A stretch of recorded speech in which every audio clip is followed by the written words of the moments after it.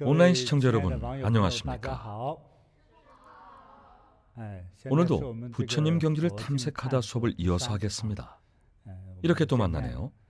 이번 주제는 아주 흥미롭습니다. 부처님의 역사적 일화에 관한 내용입니다. 생생한 역사적 일화들이죠. 누구나 이해할 수 있고 누구에게나 한 번쯤은 일어날 법한 내용입니다.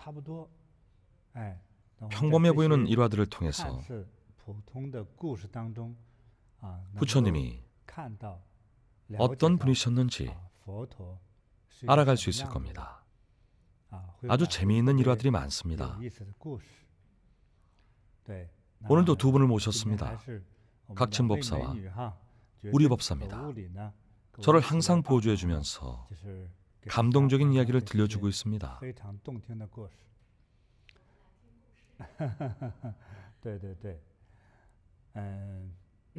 오늘은 무슨 이야기부터 해볼까요? 부처님께서 살아계시던 시대에 부자가 한 명 살았는데 나라에서 제일 가는 갑부일 정도로 부자였습니다. 그 사람의 이름은 부처님의 출가 전 이름과 발음이 비슷합니다. 그래서 불교 경전에서 그를 언급할 때는 별명을 지어 대신 사용하곤 합니다. 금강경을 읽어보신 분이라면 알고 계실 겁니다. 바로 급고독 장자입니다. 급고독 장자. 급고독 장자는 아주 부자였습니다. 천하 제일의 갑부였죠. 그의 자녀들이 장성한 후에 옛날에는 이런 갑부들이 아마도 대부분 질문이 있습니다. 각진 질문 있나요? 제가 잘 몰라서요. 고독해서 급고독인가요? 이름에 어떤 뜻이 있나요? 대강 짐작할 수 있을 겁니다. 한번 맞춰보세요. 예전에 어떤 일화에서 본 적이 있는 것 같은데 발음도 의미도 모르겠습니다. 혹시 내성적이고 고독한 사람이었나요? 우리 법사는 어떻습니까? 어떤 사람인 것 같나요? 혹시 고독한 사람과 어떤 인연이 있지 않을까요? 고독한 사람이요? 네, 글자 뜻만 놓고 보자면 고독한 사람을 위로하거나 돕는 사람이 아닐까요? 그렇군요. 우선 두 분의 생각을 말해 주셔서 감사합니다. 급고독 장자는 중요한 인물입니다. 먼저 이름에 대해 이해가 필요하겠군요. 급고독 장자의 첫 글자인 급은 주다라는 뜻이죠. 주다. 급고독 장자는 집도 없고 갈 곳도 없는 거리에 노숙자들뿐만 아니라 가난한 사람,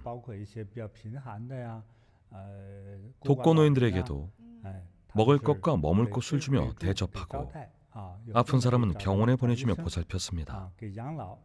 물론 병에 걸리면 병원 치료도 도와주고 세상을 떠나면 장례도 치러줬습니다.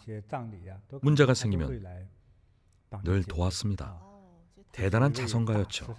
아, 이제 알겠습니다. 그렇습니다. 늘 많은 이들을 도왔습니다.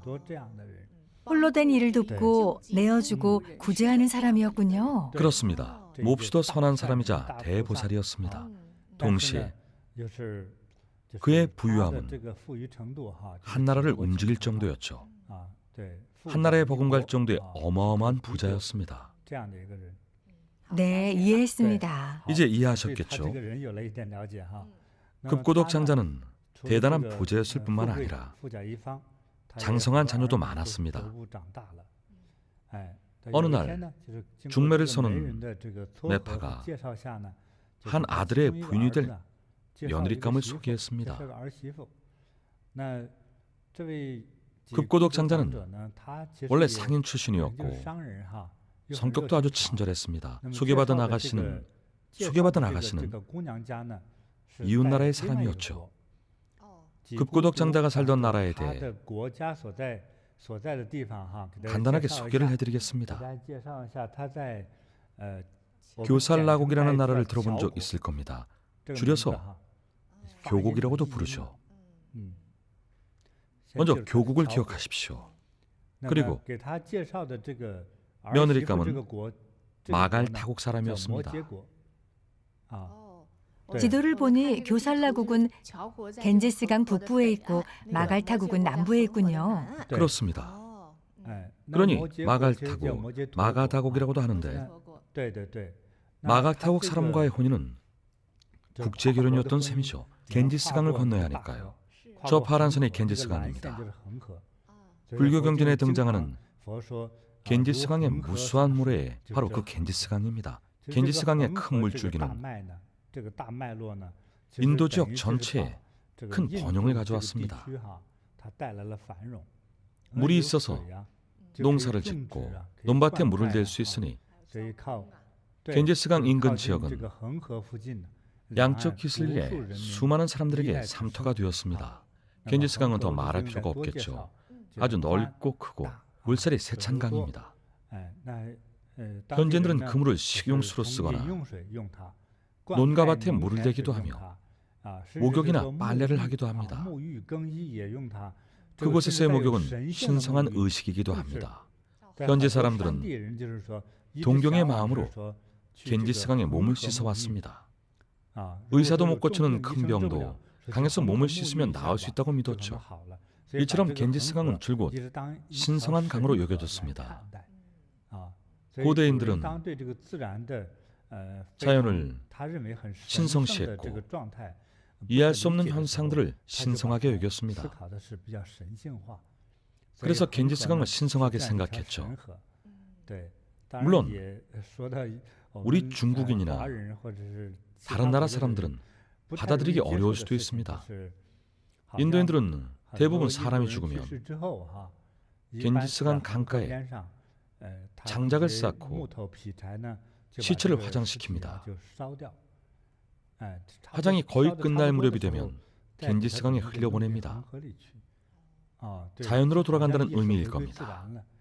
물론 위생적으로는 문제가 될 수 있죠. 이 신성한 겐지스강을 사용하는 데 있어서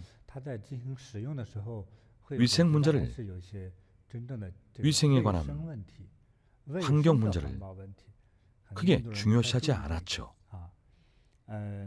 겐지스강은 인도인의 마음속에서 신의 강이자 신의 물이며 궁극적인 공경과 신앙의 대상입니다.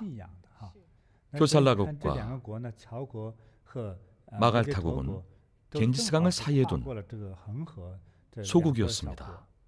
네팔에게 소개받은 며느리감은 마갈타국 고위 관료의 딸이었습니다.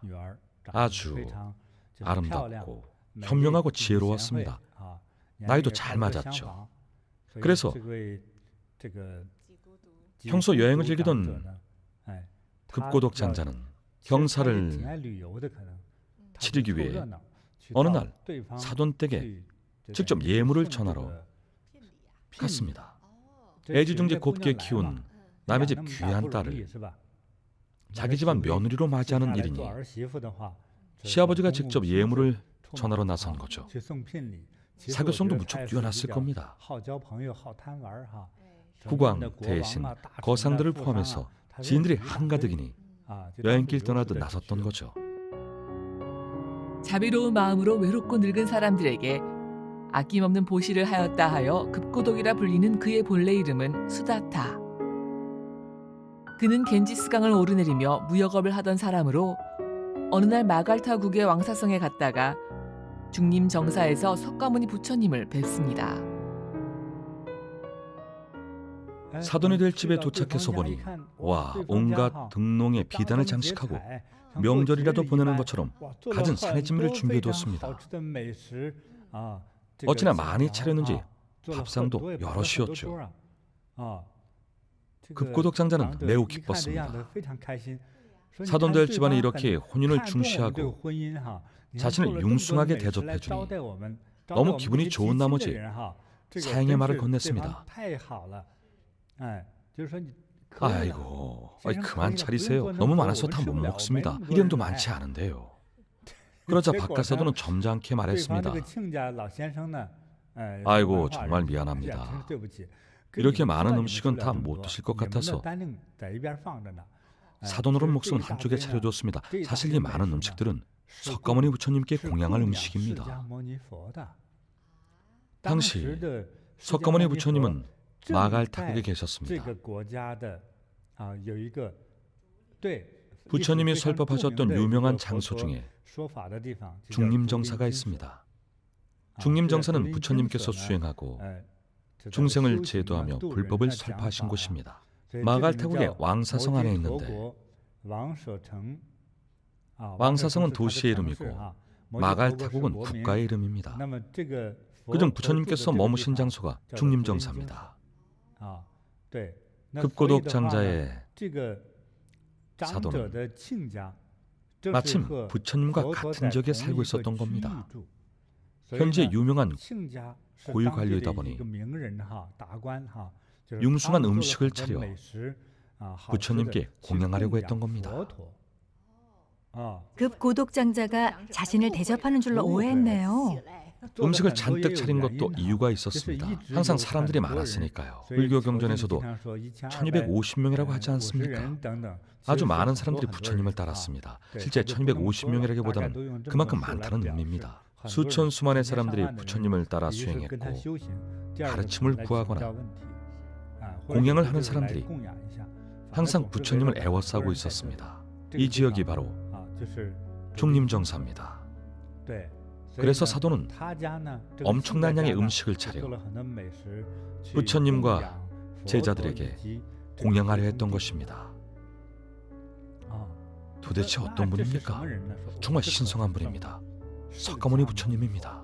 이런 이야기를 듣는 순간 급고독 장자는 몸에 전기가 흐르는 것처럼 온몸에 털이 곤두서면서도 또 편안하면서도 놀라웠습니다. 처음 느껴보는 감정이었죠. 몸, 마음, 영혼이 크게 흔들리며 마치 감전이라도 된 것 같았습니다. 처음 느껴보는 신비한 느낌이었죠. 사돈, 저도 데려가 주시면 안 되겠습니까? 얼마나 신성하고 대단하시길래 이렇게 받드는지 궁금하군요. 사돈의 집안은 부처님이라면 무조건 받들었습니다. 누구든 부처님을 뵈면 복을 받습니다. 어서 가서 경배하십시오. 마침 음식을 보내려고 하는 참이니 같이 가봅시다. 좋습니다. 가시지요. 두 사돈은 하인들을 시켜 음식을 들게 하고 중림정사로 부처님을 뵈러 갔습니다. 공양을 마친 후 부처님 설법을 들을 수 있을까 했던 거죠.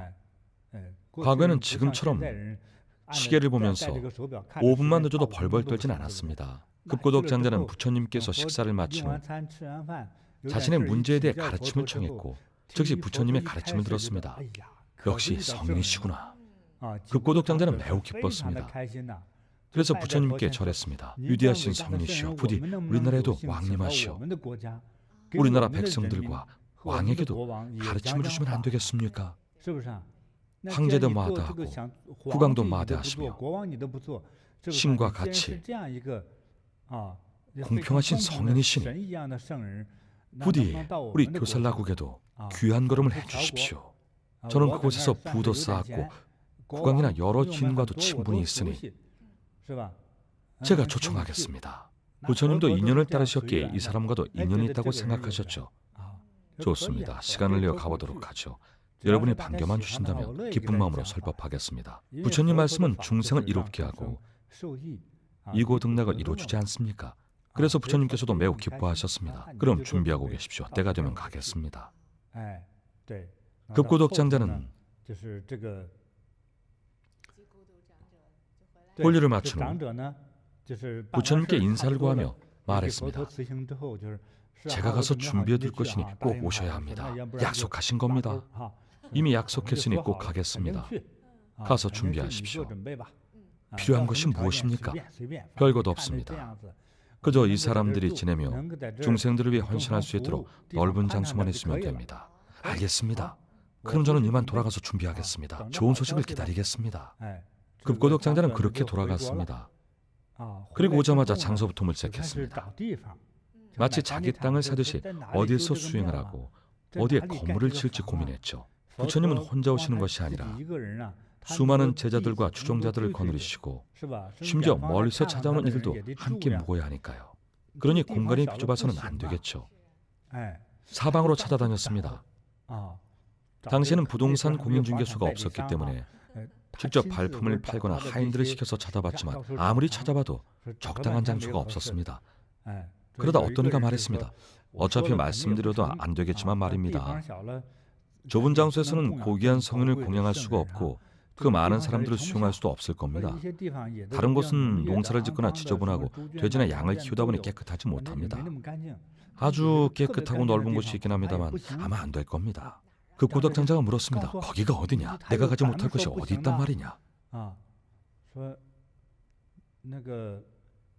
이 교살라국의 기타 왕자님이 소유하고 계신 황실 가문의 정원입니다. 거기는 아주 넓습니다. 모두가 그 말을 듣고 고민에 빠졌습니다. 그곳은 황실의 정원이니 아무래도 어렵지 않겠습니까? 급고독장자는 다시 장소를 찾기 시작했고 계속 찾았지만 아무리 뒤져봐도 적당한 장소가 없었죠. 아무래도 네가 말한 곳이 좋겠다. 그렇게 넓다니 그 정원을 짓는데 오랜 시간이 걸렸을 정도로 큰 데다 돈도 엄청나게 들어갔다지. 그 안의 환경은 얼마나 아름답겠느냐. 각종 새와 꽃이 만발하고 공작이며 봉황이며 원숭이까지 없는 것이 없을 것이다. 시설 또한 얼마나 좋겠느냐. 얼마나 깨끗하겠느냐. 거기야말로 물운동원일 것이다. 그럼 이렇게 하자. 부처님께 허술한 장소를 내어드릴 수는 없으니 내가 왕자를 찾아가 이야기를 해보겠다. 기타 왕자를 만나 이야기를 해보마. 그는 교살라국의 왕자 기타를 찾아갔습니다. 기타 왕자는 당시에 석가모니 부처님을 알지 못했습니다. 이웃나라에 계셨으니까요. 마갈타국에 계시지 않았습니까? 아직 만나본 적도 없고 알지도 못했습니다. 그렇게 신성하단 말인가? 급고독장자가 찾아와 대뜸 황실의 정원을 사겠다고 말하자 네가 정말 살 수 있겠느냐? 가격을 말씀해 주십시오. 제가 사지 못할 것이 있겠습니까? 제가 얼마나 돈이 많은지 아시지 않습니까? 얼마면 되겠습니까? 이 이야기를 들은 기타 왕자는 거절하고 싶은 마음에 이렇게 말했습니다. 어차피 네가 살 집은 아니니 이 정원의 모든 길을 황금으로 깔아준다면 너에게 내어주마. 좋습니다. 어떤 조건이든 가능합니다. 급고독장자가 얼마나 부자인지 한번 보십시오. 부처님께 공양하기 위해 얼마나 마음을 쓰고 있습니까? 수십 대의 마차를 끌고 와서 최소 과자 두께만큼 두꺼운 금판과 황금 벽돌로 길을 놓았습니다. 길만 금으로 깔면 정원을 사용하게 해준다고 했죠. 성사되었습니다. 수많은 마차에 황금을 가득 싣고 와서 정원을 금으로 도배했습니다. 정원 안의 길을 금으로 깔았겠죠. 아마 일부는 아예 금으로 도배했을 겁니다. 진짜 황금이었죠. 기타 왕자는 감동했습니다. 세상에. 기타 왕자도 황금 귀한 줄은 알았겠죠. 이렇게 많은 돈을 쓰다니. 자기 집을 짓는다고 해도 아까울 만큼 엄청난 돈이었습니다. 도대체 석가모니 부처님이 어떤 사람이길래 이토록 큰 공경심을 바칠까 궁금했죠. 길을 깔았으니 좋다. 여기저기 전부 길을 놨구나. 황금으로 덮인 부분은 전부 네가 사용해도 좋다. 하지만 나무들과 정원 전체를 덮은 것은 아니니 그 부분은 내가 그분께 공양하는 것으로 하자. 함께 공양하는 것이다. 사실 원래부터 함께 공양한 것이랑 마찬가지였죠. 급고독장자는 돈을 들였지만 왕자는 그 돈을 받지 않았습니다. 대신 정원에 황금길을 깔도록 했죠. 그러니 급고독장자는 금을 내어놓고 왕자는 꽃과 나무를 내어주어 함께 부처님께 공양한 것이었습니다. 왕자와 급고독장자는 함께 성인을 모셔서 가르침을 듣고 백성을 구하고자 했습니다. 좋습니다. 준비를 마쳐서는 이제 건물을 지어야 했습니다.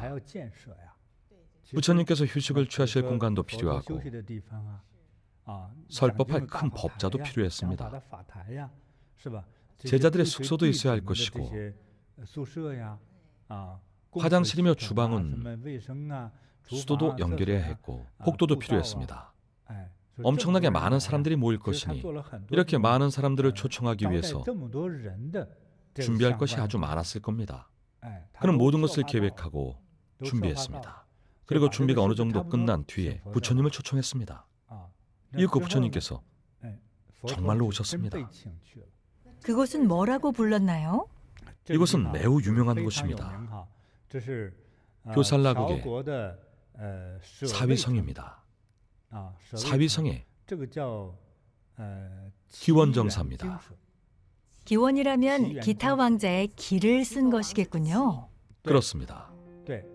이 정원은 기타의 것이고 급고독장자에게 내어준 것이니 그 두 사람이 함께 부처님께 공양한 커다란 정원을 기원정사라고 했죠. 부처님께서 머무시면서 불법을 설파하시도록 공들인 이 장소를 기원정사라고 부릅니다. 정식 명칭은 기수급 고독원 정사. 기타 태자 소유의 황실 정원으로 급고독 장자는 그곳을 얻기 위해 원내에 금전을 깔아 석가모니 부처님께 보시한 승원입니다. 마갈타국의 중림 정사와 함께 2대 정사로 알려져 있으며 석가모니 부처님의 설법도 대부분 이곳에서 행하여졌습니다. 경전 중에서도 유명한 금강경을 다들 알고 계시죠. 네, 금강경을 바로 이곳에서 설법하셨습니다. 여기서 하셨군요. 아미타경도 이곳에서 설법하셨죠. 여러분들도 기억하십시오. 여기서 부처님은 장장 25년 동안 불법을 널리 설파하셨습니다. 바로 이 기원정사에서 말입니다. 듣고 보니 급고독 장자도 대단하네요. 선근이 아주 깊고 마음이 고운 분입니다. 그렇습니다. 부처님이 자신의 아픈 자녀를 치료해줘서도 아니고 자신의 마음의 병을 고쳐줘서도 아니고 그냥 듣자마자 마음이 움직인 겁니다. 부처님의 이름을 듣자마자 전율을 느꼈군요. 그렇습니다. 부처님이 여러 사람들을 도운 성인이라는 이야기는 익히 들었을 겁니다. 비록 자신은 구체적인 도움을 청한 적 없지만 부처님은 온 나라의 백성들에게 큰 도움을 주실 수 있으리라 생각했기에 아무리 돈이 들더라도 부처님을 모시고자 했던 겁니다. 정말 긍기가 깊은 분입니다. 정말 감탄이 나옵니다. 기타 왕자도 아주 선량한 사람인 것 같습니다. 그렇죠. 처음에는 알지도 못했는데 말이죠. 부처님을 뵌 적도 없었죠. 처음엔 급고독 장자를 시험했지만 자초지종을 듣고 나서 급고독 장자가 노력하는 것을 보고 자신도 부처님을 공양하겠다고 크게 발심했지 않습니까? 그렇습니다. 정말 그 두 분은 보살과 다름이 없습니다. 천국에 이름이 남을 분들입니다. 정말 대단합니다. 대단하죠. 부처님께서는 사위성 기원정사에 계시면서 아주 중요한 법을 많이 설파하셨습니다. 그 경전들이 지금까지 전해지고 있습니다. 여기에 관련된 유적의 사진을 보여드리겠습니다. 보시는 바와 같이 현재는 터만 남았습니다. 이미 2000년이 넘는 시간이 흘렀습니다. 건축된 시기가 벌써 2500년 전입니다. 2500년이라는 오랜 세월을 거치는 동안 지진, 홍수, 전쟁, 화재를 겪었으니 터라도 남아있는 것이 참으로 다행입니다. 게다가 면적도 거대합니다. 그 당시 2000여 년 전에는 이곳이 황실의 호화롭고 아름다운 정원이었겠죠. 이런 정원을 부처님께 공양한 덕에 중생을 구제하는 귀한 경전이 오늘날까지 전해질 수 있었습니다. 왜 부처님께 공양하고 수행자를 공양하고 이 도량을 공양하는지 생각해 보면 바로 우리의 발심에서 비롯된 것이죠. 당시 그 정원은 아주 컸고 황금도 무척 귀했을 겁니다. 그런데도 홍법하고 중생을 구하는 큰 법선에 함께 타서 대업을 함께한 덕분에 그 공덕이 더욱 커지지 않았을까요? 실로 무한한 큰 공덕이라고는 자신도 상상 못했겠죠. 정말 감탄이 흘러나옵니다. 부처님은 이런 공양 덕분에 더욱 안심하고 설법하셨을 겁니다. 그래서 수많은 경전과 부처님 말씀이 1000년, 2000년을 거쳐서 오늘날까지 전해질 수 있었습니다. 요즘 불제자들이 수행을 할 때 이런 경전을 읽을 수 있다는 것도 참으로 감격스러운 일이 아닐 수 없습니다. 그렇다면 스승님께 여쭙고 싶은 게 있습니다. 급고독장자와 기타 태자와 같이 누가 권하지 않았음에도 스스로 자발적으로 부처님을 공양하고 믿었던 사람들이 있지 않겠습니까? 그들도 자발적으로 공양을 했겠죠.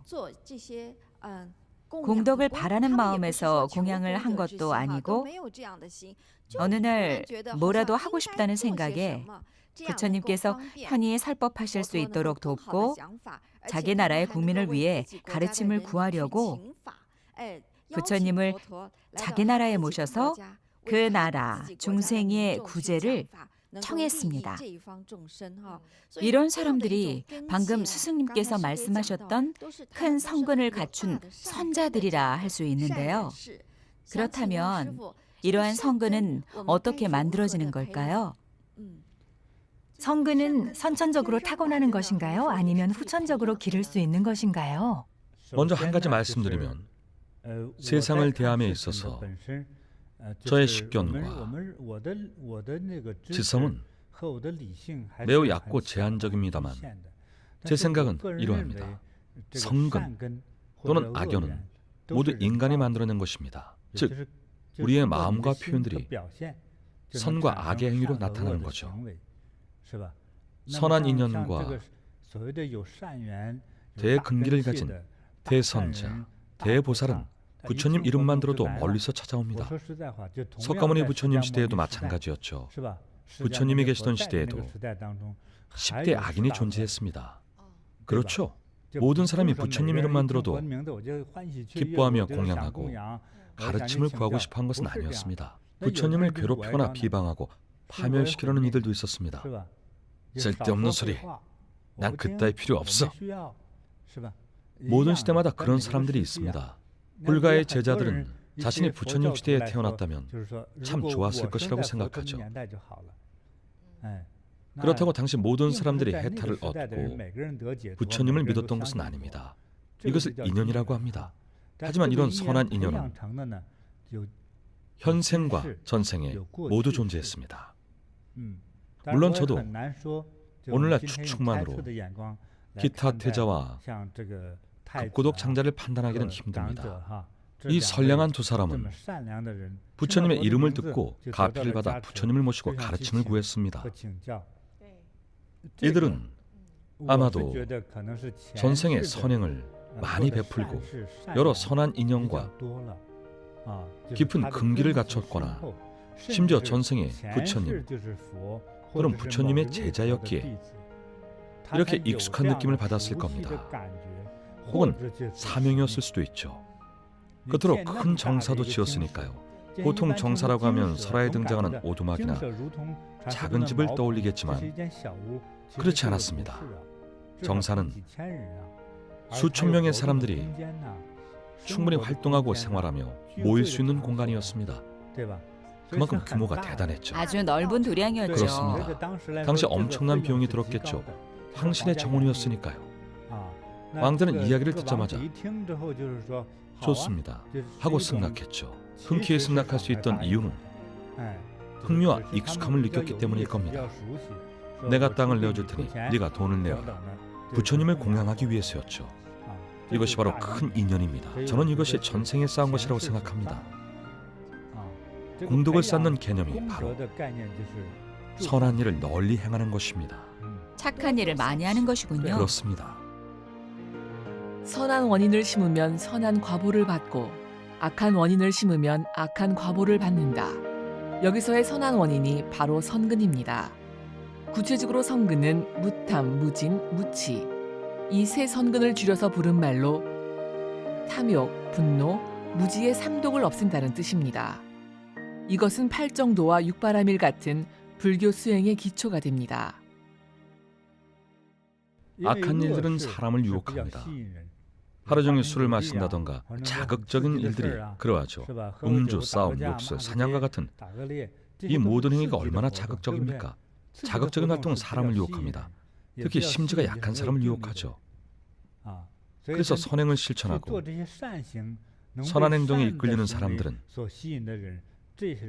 전생에 비교적 침착하고 신중하며 노련하고 성실했던 사람입니다.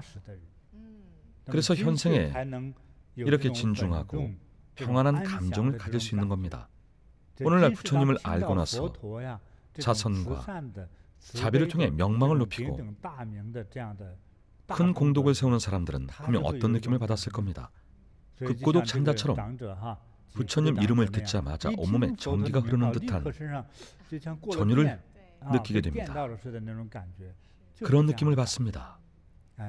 과거의 공덕이 나온 결과입니다.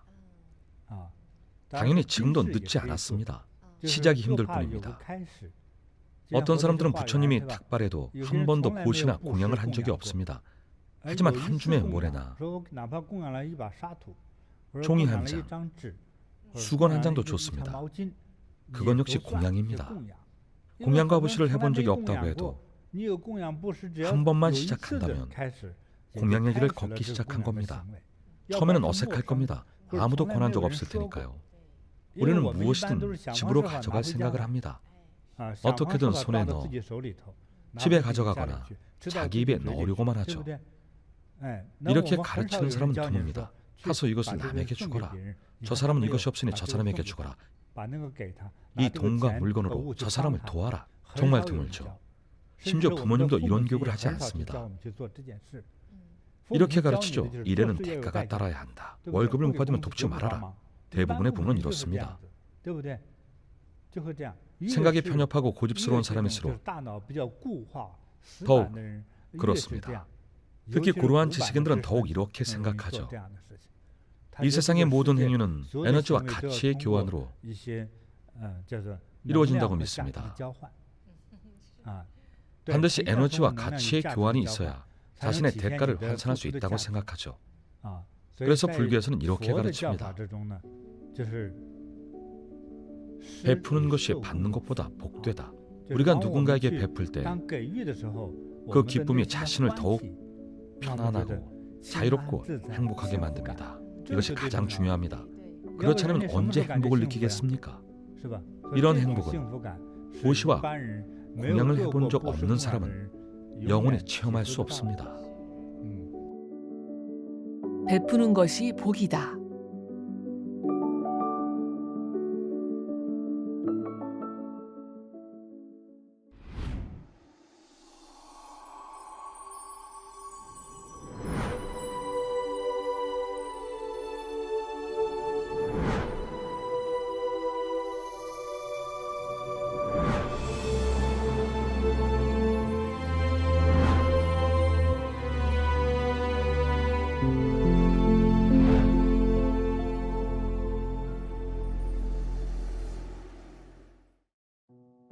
그냥 바늘로 이렇게 찌르는 것처럼 계속 아파요. 다시는 이렇게 생각하고 싶지 않은 그런 거 있거든요. 너무 분하고 내한테만 이런 고통이 오는 것 같아서 많이 울었죠. 매일 우니까 울어도 이게 눈물이 계속 나더라고요.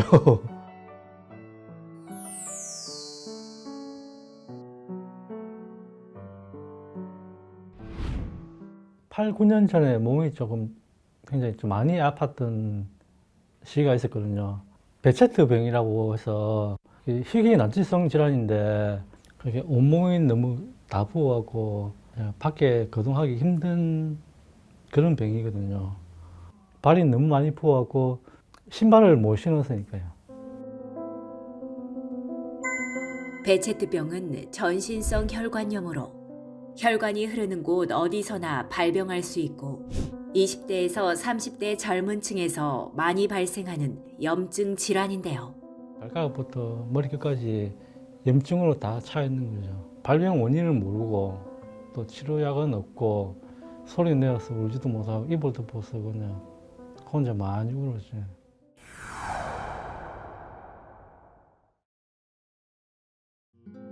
집에 누워서 이렇게 제가 TV 보기도 힘들었거든요. 고춧가루나 이렇게 매운 음식이 들어가면 또 그게 또 눈이 충돌돼갖고 앞이 잘 안 보이는 거예요.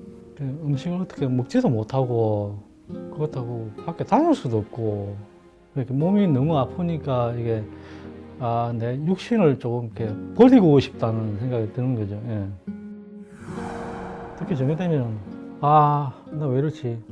서러워서 눈물 나는 거죠. 통증도 심하고 이게 병원 가도 이렇게 해줄 수 있는 게 없기 때문에 오롯이 내 혼자 이겨내야 되는데 제가 이겨낼 수 있는 게 그냥 불교 라디오 들으면서 기도하는 것밖에 없었거든요. 너무 답답해서 이불 부수고 울다가 자다가 울다가 깨다가 라디오에 이렇게 한 번씩 이렇게 연불 소리 나오면 연불 같이 따라하고 그러면서 좀 슬픔 삼기고 그렇게 생각을 했죠. 예. 어느 정도 그렇게 겪으시는 거예요, 기간이?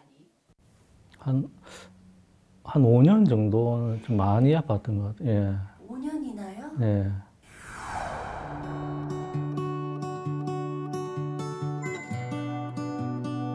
집에 누워서 이렇게 불교 라디오 들으면서 김포트지 장사님 이렇게 법문 듣고 선원에 처음 오게 된 거죠.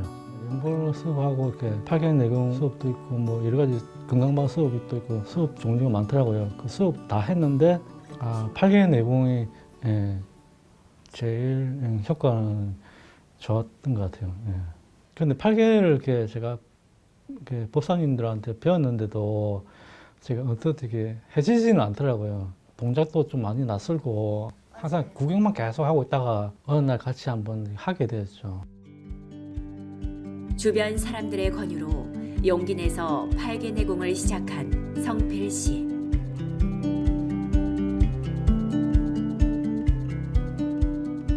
걷게 되면 이렇게 발바닥도 좀 따끔따끔했었거든요. 걷기도 부자연스럽고 통증도 좀 있고 했었는데 하다 보니까 이게 붓기가 조금씩 빠지는 느낌이에요. 처음 예. 두 번째 할 때는 몸이 너무 가벼워진다는 느낌이니까 이렇게 몸이 떠 있는 것처럼 너무 가벼워지는 느낌이 들어갖고 이게 완전히 나을 수도 있겠구나라는 생각이 들더라고요.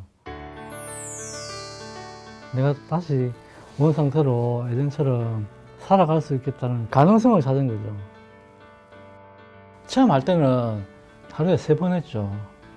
물론 힘은 들 수도 있는데 힘든다는 생각보다는 낫고 있는 게 느껴지기 때문에 팔 조금 아프고 그런 건 저한테는 그게 큰 의미가 없었거든요. 대략 어느 정도 했을 때 나 이제 예전처럼 돌아왔네 이런 느낌 드셨는지. 한 6개월 정도 6개월 정도 했을 때. 많이 빠진 것 같아요. 정상에 가깝게 빠졌던 것 같아요. 마디마디 이렇게 류마티스 관절염 다 있었거든요. 이게 안 됐었죠. 이렇게가 하다 보니까 이게 석회에 있는지도 모르고 그냥 이게 해결이 되어 버리더라고요. 그 무릎도 그렇고 모두 염증이 다 있었는데 지금 이게 완전히 없어진 거죠.